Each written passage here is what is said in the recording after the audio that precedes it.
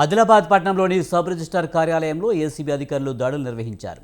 Incharge sub registrar Srinivas Reddy డబ్బులు తీసుకుంటుండగా red హ్యాండెడ్గా పట్టుబడ్డారు.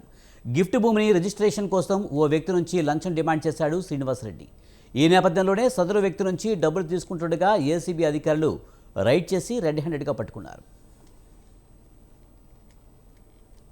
సబ్ రిజిస్ట్రార్ ఆఫీస్ ఆదిలాబాద్ నందు K Srinivas Reddy joint sub registrar 2 గారు ఒక కంప్లైంట్ దగ్గర నుంచి తన భూమిని రిజిస్ట్రేషన్ చేయడం కోసము 5,000 లంచం తీసుకుంటూ రెడ్ హ్యాండెడ్ గా పట్టుబడ్డాడు. 5,000 డిమాండ్ చేసేసి లంచం డిమాండ్ చేసేసి కంప్లైంట్ దగ్గర నుంచి తీసుకుంటాగా మేము రెడ్ హ్యాండెడ్ గా పట్టుకున్నాము.